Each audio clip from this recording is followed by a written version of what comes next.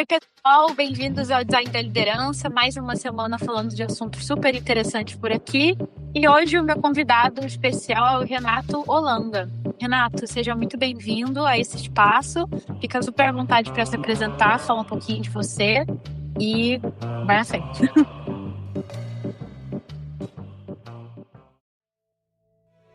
Boa, obrigado, Carol. Obrigado pelo convite, primeiramente. Acho que esse é o primeiro podcast que eu estou participando. Eu nunca participei disso, então estou um pouco nervoso. Mas, bom, sou o Renato, sou desenvolvedor front-end e já atuei na parte de liderança. Falando um pouco do Renato fora do profissional, sou cearense, moro em São Paulo há 10 anos e eu sempre trabalhei com front web. Vim para São Paulo, inclusive, numa oportunidade para trabalhar aqui. Eu sempre gostei muito também de estudar essa parte de design, então nunca fui preso simplesmente ao código. Estou ali acompanhando questões de design e usabilidade para poder entregar melhor o que eu faço.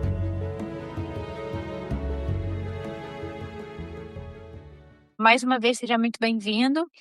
E, bom, eu queria muito trazer alguém de engenharia para conversar, porque eu acho que tem uma treta aí que todo mundo fica falando, que existe uma rixa de design e engenharia, que é muito mentira. Na realidade, a gente tem que estar cada vez mais próximo. E queria começar puxando esse papo, falando um pouquinho sobre, e pedindo para você também colocar sua visão, assim. Como que você está vendo a relação hoje de design com engenharia? O que você vê de pontos de comunicação, coisas que poderiam melhorar, assim? Traz um pouco do seu ponto de vista aí como engenheiro. Boa. Eu já começo dizendo que eu discordo também, tá? Eu sempre estranhei de fato isso nas empresas que eu chegava e que eu notava um certo gap ali entre design e desenvolvedores. Eu sempre ficava me perguntando o porquê, porque no meu ponto de vista não é um trabalho que cada um entrega o seu, é uma entrega em conjunto sempre. E no final quem ganha com isso é o cliente. Então não tem porquê eu ficar brigando por uma entrega de, vamos supor, eu sou design, eu tenho que estar brigando pelo design que eu quero final.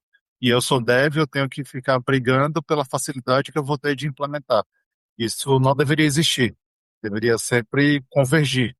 E nas empresas que eu passei, já tive sim alguns probleminhas com designs, mas o- quando os pontos que eu tive sempre foram em relações a eu tenho um design system, eu tenho já alguns componentes feitos e por que que eu não estou utilizando eles? Por que que eu não estou vou fazer uma tela de teste? Por que que eu não estou utilizando o que eu já tenho pronto? Por que que eu vou criar um novo componente para um teste?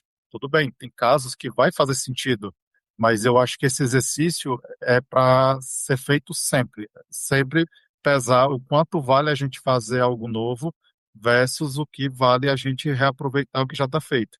E muitas vezes até esbarra na questão da usabilidade, como eu comecei falando de que eu gosto muito de estudar, porque quando você olha questões visuais, que vai mudar muito a forma que o usuário lê o seu layout. E que sim, de fato, se você usar o que já está pronto, muda completamente a interação do usuário com aquele sistema. E uma vez que a gente utiliza o que já está pronto, isso vai dar outra vida para a entrega. Então, quando a gente pesa isso, eu sinto que tem os dois lados.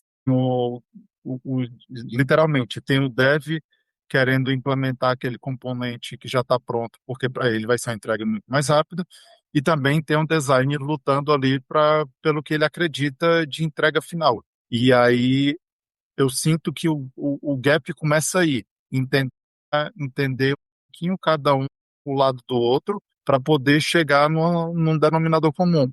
Muitas empresas acontece disso de ficar nesse, não, eu quero esse daqui, não, mas esse daqui já está pronto, não, mas eu quero esse daqui, e fica nesse embate e não converge, sabe? Uhum, sim, todos os lugares que eu trabalhei, assim, desde que comecei a lidar com engenharia, eu tinha duas preocupações enquanto designer, que a primeira era um pouco essa sua motivação de entender usabilidade, a minha era de entender do código, E aí eu acho que tem também um pouco dessa problemática da rixa, que é o designer precisa codar, ele precisa saber tudo sobre código. Eu não acho que tem que saber tudo. Na realidade, eu acho que a gente tem que entender a lógica de como funciona, porque até para fazer direcionamentos como esse que você falou, de tipo, esse componente já existe, isso vai facilitar o desenvolvimento. Isso aqui é um legado, vai demorar mais tempo para eu implementar, ou isso aqui é uma coisa muito nova e vai precisar de um discovery por parte da engenharia. Eu acho que compreender esse tipo de coisa ajuda também na relação, né? E uma coisa que eu ia comentar que sempre fiz foi tentar envolver a engenharia no momento da pesquisa. Eu acho que também fica muito mais fácil para vocês entenderem, é a minha percepção, quando vocês entendem as motivações do porquê que aquilo está sendo feito. Quando Perfeito. vem só o negócio desenhado, quadradão, você fica assim, meio pego com as calças na mão. Tá, por que que isso é relevante? Eu quero fazer mais rápido porque o business está me espremendo. Então, por que que eu preciso brigar com isso junto com você, né? Como que você vê, assim, essa relação? O que que tem funcionado em termos de troca com designers do momento que você entra para você conseguir entender esse passo a passo? Boa. Eu sou suspeito para falar exatamente desse ponto de pesquisa, porque eu gosto de participar disso. E eu sei que não é todo mundo que gosta ali de entender como é que foi feito o teste com o usuário, como é que não foi, essas coisas. Tem pessoa que prefere já a partir do momento que você já fez o discovery e vai começar a, de fato, montar a tela. Só que eu gosto de participar disso porque ele vai trazer muito mais insumos para mim, até na hora de ponderar isso do código. Vamos supor, para eu entregar um componente que já está pronto, eu vou levar 2, 3 dias. Para fazer um componente novo, eu vou levar, sei lá, uma semana, 2 semanas. Então, quando você olha para isso, faz muita diferença você ter entendido a motivação ali por trás. Eu sei que na maioria das vezes o design ele vai trazer ali o resultado da pesquisa, mas para mim é diferente. Você só vê os resultados versus você participar do que foi perguntado, sabe? Por Uhum. exemplo, aqui no iFood eu já participei de algumas entrevistas direto com o cliente, que eu participei de fato, eu fiz perguntas para o cliente. E não foi algo que era só o design perguntando. E se complementam porque são visões diferentes. E tem um ponto crucial para mim, que eu sinto que é um diferencial olhando por parte do desenvolvedor, porque eu acredito que o design ele já vem com isso, digamos assim, naturalmente, mas das pessoas darem a opinião delas como usuário. Tem sistemas que eu uso assim, que eu falo, gente, não é possível que o dev que entregou isso daqui, ele gostou dessa usabilidade, sabe? Sim. Então, eu fico pensando, gente, dê a opinião de vocês, sabe? Tipo, eu não gostei da forma que essa informação ficou disposta. Eu não gostei Uhum. desse botão aqui. Sabe um teste muito besta que eu faço? Vou abrir a tela no mobile. Uso com uma mão só. O que é que eu Nossa, sim. consigo, onde o meu dedão alcança, o que é que eu consigo, o que é que eu vou precisar fazer ali? Eu vou precisar sempre estar com as duas mãos? Não vou, sabe? É um Uhum. teste tão besta que quando você começa a fazer, exercitar isso, você vai vendo, não, isso aqui faz sentido, isso aqui deveria ser assim, isso aqui hoje está errado, então assim, a gente vai ter que fazer um novo, sabe? Uhum. E aí você Uhum. começa a ter mais esse entendimento. E teve um ponto ali que você comentou, que foi a questão de que você sentia necessidade de entender um pouco mais da lógica. Eu não diria nem da lógica, eu acho que eu diria do que envolve eu desenvolver um componente novo. Uhum. Dando o exemplo do projeto que eu trabalho hoje, eu tenho um design system pronto e se eu vou codar um componente e criar um componente novo, eu tenho que não só criar o código desse componente, como eu tenho que criar os casos de teste desse componente, como eu tenho que gerar a versão dele por o storybook, gerar as histórias dele lá no storybook. Então, não foi simplesmente codar o componente e entreguei. Eu tenho mais coisas além disso. E uma das coisas que eu reforço muito é a questão de reuso. entender, beleza, a gente está fazendo esse novo componente, mas a gente já tem alguma visão do reuso desse componente? Tipo, esse componente vai atender somente esse cenário ou ele pode atender a mais? Exemplo bem besta foi que a gente estava fazendo uma tela onde tinha cards com informações, tipo um dashboard com informações de operações. E o design só tinha colocado, o card ele tem um título, valor numérico grande no meio, e no rodapé ele tinha uma informação complementar, e no primeiro momento o design fez só ele vermelho ou verde, essa informação Uhum, complementar. E aí uma das coisas que eu levei para design foi, tá, mas vamos pensar até em reuso desse componente. Eu sei que a gente não tem isso agora, mas no código isso vai mudar pouca coisa para eu implementar. Então, eu consigo. Quer que eu já deixe disponível aqui o texto auxiliar com amarelo, uma cor neutra? Quer que eu disponibilize aqui sem essa informação embaixo? Quer que eu disponibilize com ou sem tooltip? Para ter já uhum, esses cenários montados, porque quando vier novos casos de uso, eu não preciso voltar no código e incrementar. Eu já uhum, estressei ali alguns cenários que são possíveis, eu não estou viajando, eu não estou inventando cenários, sabe? Então, uhum, essa hora de desenvolvimento vai impedir que lá na frente eu queira criar um novo componente só porque o componente que tem está faltando dois, três cenários, sabe?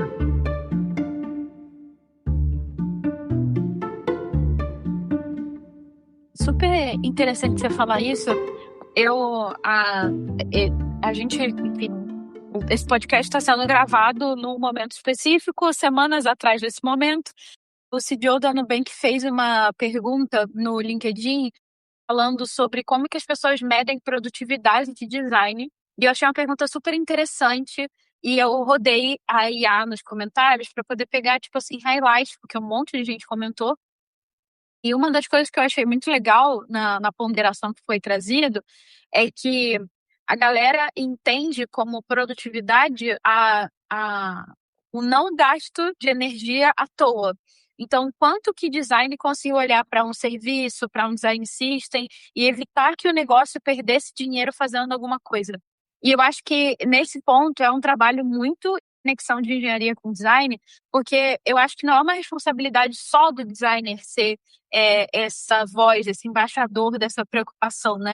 Eu acho que os engenheiros também têm que trazer isso, porque no fim do dia, isso é uma preocupação, essa coisa de espírito de dono, é um pouco isso, né? De, cara, quanto de dinheiro a gente vai jogar fora se eu construir uma coisa agora que atende a dois cenários, se eu posso construir uma resiliente suficiente que atende a 50? Então, apesar de não ser uma métrica que a gente consiga acompanhar diretamente, que vai lá bater diretamente num ROI da vida, a gente está se preocupando com investimento de tempo, dedicação da pessoa ali naquele momento. E muito interessante você trazer isso, porque eu acho que é uma responsabilidade compartilhada, é algo que tem que ser visto, e todo mundo tem que ter essa visão crítica quando está sendo discutido alguma coisa, para você não ficar produzindo lixo, porque você acaba gerando um troço que você tem que derrubar depois para fazer de novo, né? Perfeitamente.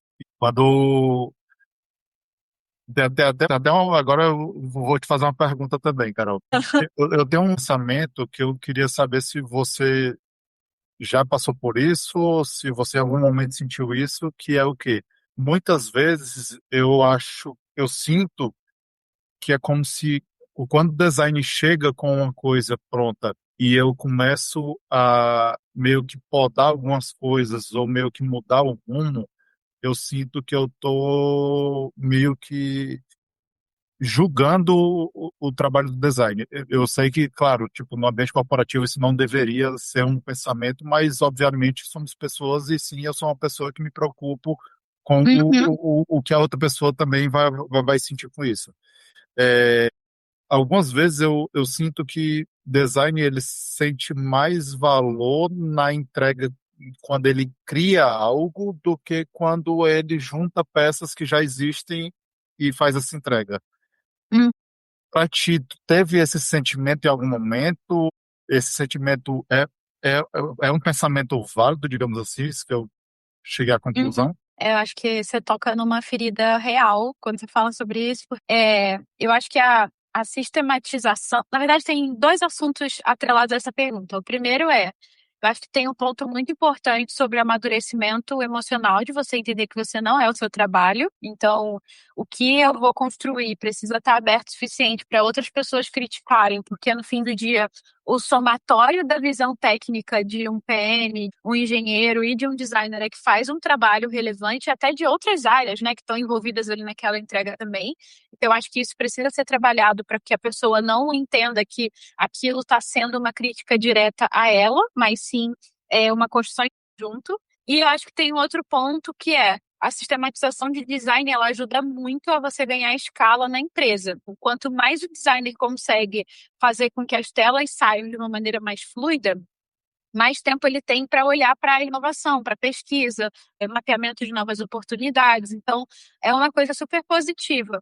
Mas construir do zero traz um pouco daquela sensação da arte, sabe? De você ter algo que é seu, com a sua cara. Só que a gente tem que parar de trazer isso, porque no fim do dia, aquela tela que está sendo construída vai ter sempre a sistematização do branding da empresa, do direcionamento técnico de um grupo, né, de design que está definindo aquilo em conjunto. Mais uma vez, é um apego que está muito mais relacionado ao seu ego do que ser algo que tem a sua cara, sua assinatura ali, sabe? Então, acho que para um designer que está fazendo um projeto que é artístico, que é um site que vai ser uma landing page ali e que vai ganhar um prêmio, é uma coisa. Agora, outra completamente diferente é estar no dia a dia ali.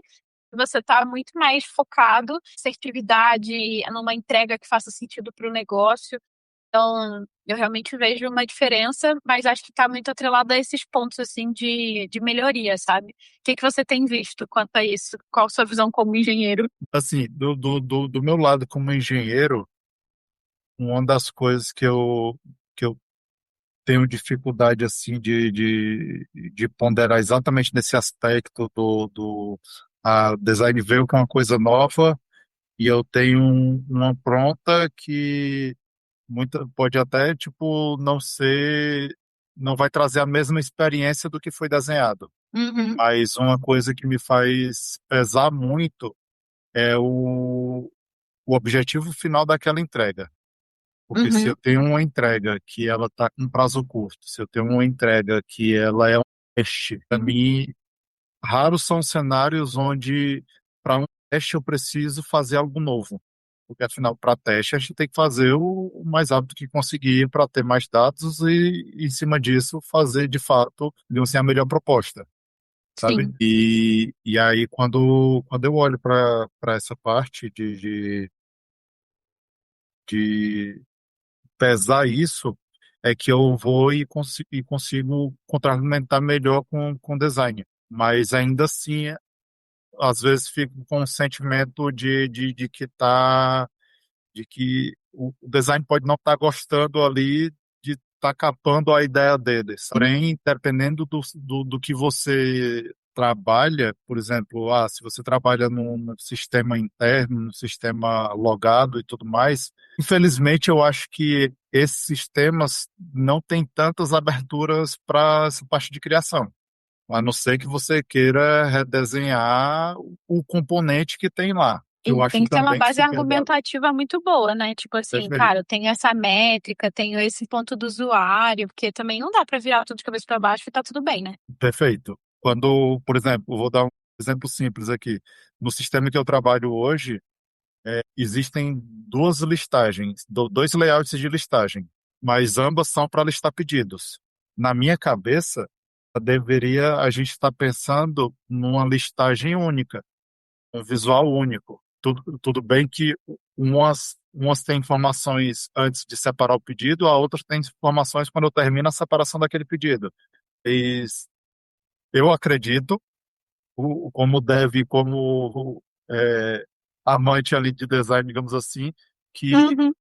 dá para chegar no meio termo e ter uma lista com visual único. E aí eu acho que é nessas horas que vem a oportunidade de criar algo do zero de fato. No restante, eu vou ter que formulários, botões, dashboards. Esses eu não tenho muito espaço para criar. E aí é nesse momento que eu vejo também que tam- o design ele precisa entender ali qual é o objetivo que ele quer de trabalho para saber se cabe a ele querer ficar criando coisas ou se tudo bem para ele replicar e pensar em produtos melhores como que já tem, sabe?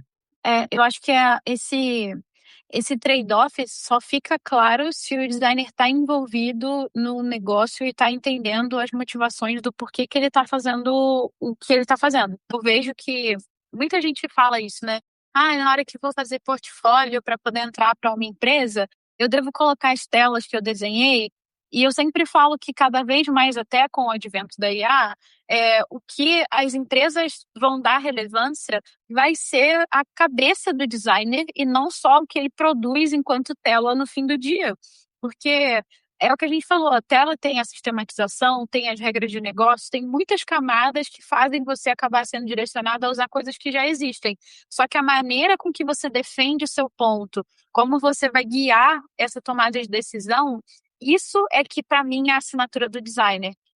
Se você for trabalhar com um designer que tem essa pegada, que tem essa visão crítica, você provavelmente vai querer trabalhar com ele em todos os outros trabalhos, porque você sabe que ele é o cara que vai conseguir te dar clareza e te guiar a entender o porquê das decisões dele. É muito ruim quando você trabalha com alguém que desenha algo e você questiona e a pessoa não sabe te dizer o motivo e aí entra na parte de negociação, né? Então, ela não só não sabe negociar, como ela também não tem insumo e aí o que acaba ganhando é muito mais a função, é muito mais a facilidade, da velocidade do negócio aqui, né? Então, eu vejo isso como um ponto, assim, bem relevante para a estrutura de atuação de design hoje, né?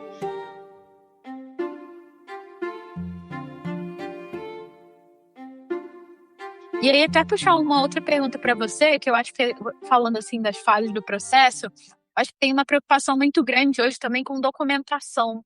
Eu vejo que o, o trabalho de design e engenharia rola muito junto durante o processo, mas tem um momento que se separa. Então, o designer ele vai olhar para uma outra demanda, mas a engenharia continua olhando aquela tela. Eu vejo muita gente falando assim, ah, os engenheiros toda hora ficam me mandando mensagem, toda hora ficam me perguntando o que foi que eu desenhei, como é que aquilo funciona. Eu falo, uai, mas é culpa tua. Quer dizer que a tua documentação não está falando por si mesma, sabe? Eu acredito muito nisso. Eu queria ouvir o teu lado da história. Qual que é a tua visão sobre esse momento e os caminhos se divergem? Boa. Acho que essa questão da documentação, ela esbarra perfeitamente com tudo que a gente já conversou até aqui. A gente, do meu ponto de vista, quando a gente fala de documentação, a gente só precisa dela quando eu estou fazendo algo novo. Se eu estou entregando uma tela onde ela está usando todos os componentes do Design System, uma vez que eu combinar todos eles dentro daquela página, vai ficar com o layout que você desenhou. Pode ter um ajuste ou outro ali, de meia página, esse tipo de coisa, mas na maioria dos cenários não vai precisar de uma documentação mais trabalhada. Tem um ponto que eu até vou trazer aqui, que aconteceu comigo aqui no iFood, que foi, eu recebi algumas telas um tempo atrás, e essas telas, eram telas novas, e elas não vieram com a documentação, dada a celeridade que foi de processo, não foi nada de tipo, não era o design que não documenta, não era a celeridade mesmo que a gente estava em desenvolvimento, e foi meu toque de caixa, e a gente acabou recebendo as artes já, algumas coisas que eu identifiquei olhando para as telas, eu identifiquei alguns padrões e eu já levei esses padrões para o código. Só que aí entra um ponto de muita atenção e cuidado. Eu estava documentando isso do lado do código. Do lado do design não tinha essa documentação. Uhum. E eu fui perceber isso quando vieram três telas. Nessas três telas vieram pontos novos, digamos assim, no visual. Quando veio a quarta tela, aí eu cheguei para o design e falei, peraí, tu me mandou essas três aqui, dessas três eu entendi que aqui tem um título, um subtítulo, um menu lateral, uma área de ações aqui no rodapé, e eu defini esses padrões aqui no código. Então, se a gente for replicar essa página aqui, criar outra página com esse mesmo layout, ela já está pronta. Eu mando o Uhum. título, mando as ações na direita, e eu falei, tá, isso aqui está documentado do seu lado? Aí ele, não, preciso documentar. E Uhum. aí foi que as entregas pararam de vir com esse extra. Uhum, ele documentou do lado dele, então o layout base teve a documentação feita, e a partir daí, quando ele tinha um ponto novo, aí ele já me sinalizava. Eu sei que uhum, isso daqui não tem no nosso base, mas eu vou precisar dessa informação aqui. Aí a uhum, gente ia lá e codava essa parte nova. Esse ponto que eu fiz de deduzir um padrão com base em 3 telas que eu tinha recebido foi bom pro lado do desenvolvedor. O processo não foi, porque uhum. enquanto não tem a documentação dos dois lados, não, não vai convergir. Sim. E aí, olhando também para o ponto que você trouxe da documentação do lado de design para o dev começar a codar, essa para mim só faz sentido quando eu estou trazendo algo novo.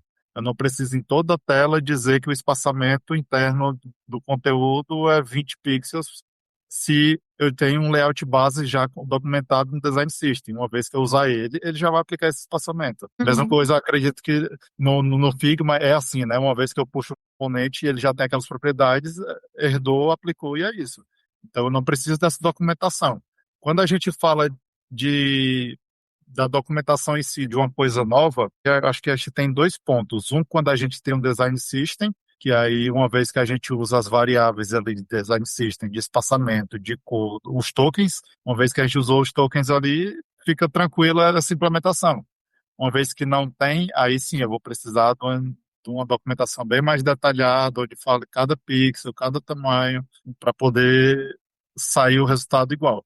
E aí vem um ponto extra que foge da pergunta, que algumas vezes eu já trabalhei com alguns designers que ele não acompanhava a entrega, ou ele uhum, confiava simplesmente no print que eu tinha mandado. Como também eu já trabalhei com designers que ele acessava quando eu dizia que estava em produção, ele ia uhum. lá, acessava e dizia: esse passamento aqui está diferente do que eu desenhei. E aí você ia lá, ajustava, mas de fato tem esse ponto também. Ai, nossa, enquanto designer, adoro a ideia de um sandbox para não precisar ir para produção e você poder ver com antecedência.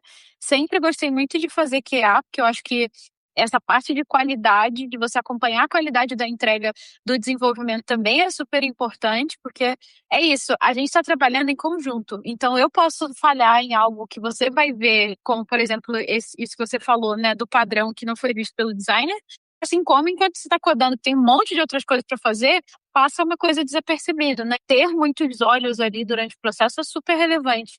E eu que sou dinossáurica nessa visão das ferramentas, o Figma, eu acho que ele foi construído muito nessa lógica do desenvolvimento, de você conseguir carregar a documentação. Inicialmente, você faz esse investimento de trabalhar bastante, tendo que conectar a documentação ao componente, mas depois de um tempo você ganha espaço com isso que você falou, tipo, eu puxo e já uso, né?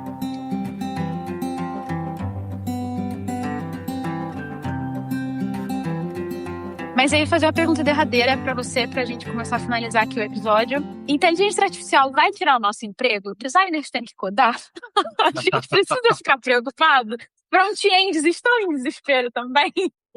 A pergunta de milhões, viu, Carol? Mas vamos lá. Pensamento do Renato, pessoa física não ligada à empresa nem nada. A IA, ela veio fazer uma nova revolução industrial. Então, a nossa forma de trabalhar, acredito que sim, ela vai mudar e vai mudar bastante. Eu não acredito que o emprego design vai morrer. Por quê? Porque a IA não cria, ela copia. A partir disso, a questão o toque humano ali sempre vai existir no final. O que eu vejo que a IA traz é muita, muita celeridade. E é até um ponto que eu nos meus pensamentos eu fico matutando, é o quanto essa celeridade até onde ela vai ser saudável ou não para a gente. Uma questão das telas, questão de redes sociais, questão de celular, você hoje está sempre conectado, você hoje se sente nu quando o seu celular descarrega, sabe? Você Uhum, se sente meio que perdido, você não vai num aniversário se não tiver no Waze ou não tiver conseguir pedir um Uber, uhum. sabe? Então, a IA ela vem aumentar mais ainda essa dependência. E tem pontos que tem uma amiga minha que fala que ela está pedindo para a IA olhar o WhatsApp dela, ver as conversas que estão pendentes, quais são os assuntos. Daí eu fiquei, gente, para mim isso é muito Black Mirror, sabe? E aí trazendo para a nossa realidade de dev design, dev hoje já mudou muito a experiência de desenvolvimento, muito. Dito para ela um pouco do que eu quero, muitas vezes ela já me entrega o código pronto. Poucas vezes eu tenho que fazer pequenos ajustes no que ela entregou, mas Uhum. já está com uma precisão assim absurda. Sim. Acredito que vai morrer o emprego dev? Não, não vai, porque tem N outras coisas que com a IA hoje é arriscado de se fazer, é cuidadoso, que o olho humano ali está acompanhando e está fazendo e tudo mais, mas ela veio literalmente mudar totalmente a nossa forma de trabalhar, sabe? Isso de fato. Concordo 100% com você. E tem um ponto para mim sobre isso de que a IA vai substituir a gente, é que eu acho que quando a gente fala que uma inteligência que se embasa na reformulação daquilo que já existe vai tomar o nosso lugar, significa que a gente está simplificando o nosso lugar num nível tão superficial a ponto da gente achar que a gente é substituível, sabe? Então, para mim, falar que o designer vai perder o emprego ou que o desenvolvedor não vai perder o emprego é você dizer que tudo isso que a gente conversou até agora sobre documentação, adaptabilidade, visão de negócio, senso crítico, tudo isso uma máquina conseguiria reproduzir. E talvez ela consiga otimizar coisas que a gente não consegue, porque a gente não tem esse poder todo de processamento, como você falou, mas eu vejo que é um poder de processamento muito direcionado. Nós, enquanto seres humanos, a gente consegue criar relações, correlações entre frentes, que às vezes parecem que não tem o padrão que você pegou na tela ali, né? Que às vezes parece que não tem essa correlação, mas a gente consegue criar essas conexões. Eu acho que isso, para mim, é o essencial, é onde mora a criatividade, sabe? Então, estou muito na sua também, acredito muito nisso que você falou. Boa. E tem mais um ponto que eu Hum. lembrei aqui, e isso é um ponto de preocupação real meu, tá? Que é com pessoas que estão entrando na área agora. Tipo, quando eu olho para um dev júnior, a principal preocupação que eu tenho é o quanto ele vai de fato aprender e absorver. Uhum. Porque conseguir fazer as coisas, ele vai conseguir fazer numa velocidade assim que as- eu que estou na área desde 2009 não conseguia fazer 10% do que ele faz hoje em dia. Isso até comparando no mesmo nível. Eu, Joaninho, lá em 2009 versus uma pessoa que é júnior hoje, dada a quantidade de recursos e facilidade e tudo mais. Porém, hoje a IA, ela te entrega tudo de bandeja de uma forma que se você não tem a preocupação genuína de ler o que ela te explicou ali, de absorver o que ela atuou de fato, a gente vai literalmente emburrecer. A palavra Uhum. certa é essa. A Uhum. gente vai ter muitas coisas, mas que no primeiro problema a gente não vai saber resolver. E aí, isso eu acredito que se aplica a todas as áreas que se possam usar a IA. A gente tem que tomar esse cuidado, a gente tem que ter esse autocuidado de aprender de fato, porque se você for só fazendo, beleza, você cresce na carreira, mas você não vai estar aprendendo. Você vai estar Uhum. dependente sempre da IA. Agora até que eu brinco, tipo, gente, como é que seria metade de algumas coisas se a IA para hoje, sabe?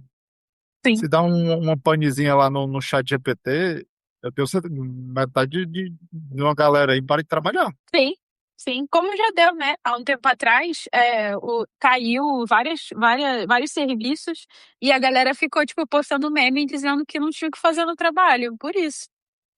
Exato. É isso. E muito bem colocado esse seu ponto. Achei muito cirúrgico, porque acho que quem está chegando agora tem dois trabalhos, que é aprender a trabalhar com a IA como suporte e não se deixar terceirizar 100%, né? Porque a gente que não trabalhava com a IA, a gente está aprendendo a lidar com ela como um suporte de trabalho no dia a dia.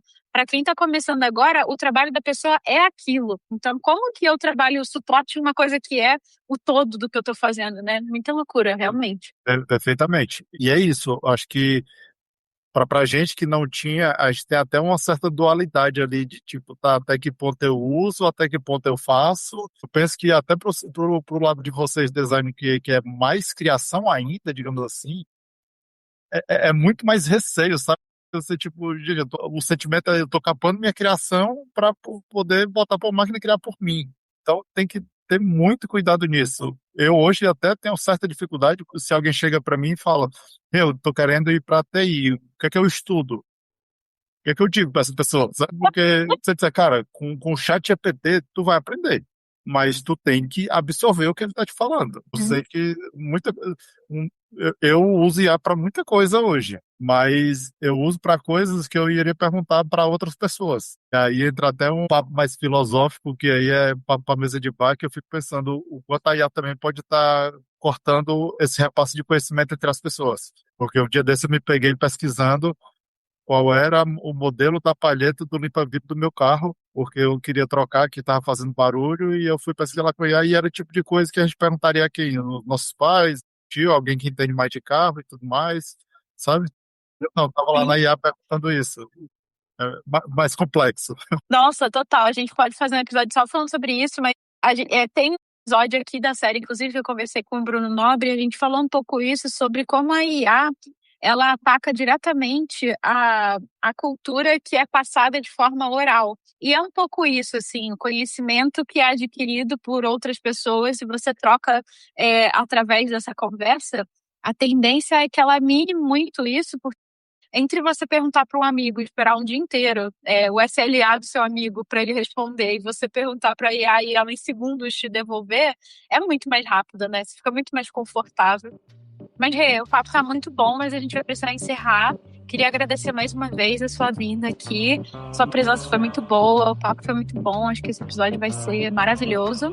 E convite aberto para voltar muito mais vezes. Vou deixar aberto aí para você se despedir e a gente fechar. Bom, tá ótimo. Eu que agradeço, Carol. A conversa também eu gostei muito. Como eu disse, acho que abre alguns pontos aí que a gente vai conversando, acaba dando vontade de conversar muito mais. Foi bem legal a experiência. E também estou aberto, se tiver novos assuntos aí, achar que me cabe na conversa, pode me incluir. E muito obrigado. Fechado, então. Gente, até semana que vem. Vejo vocês. E fiquem ligados para a próxima. Liguem o sininho, ativem as notificações para ficar por dentro das novidades por aqui. Tchau, tchau!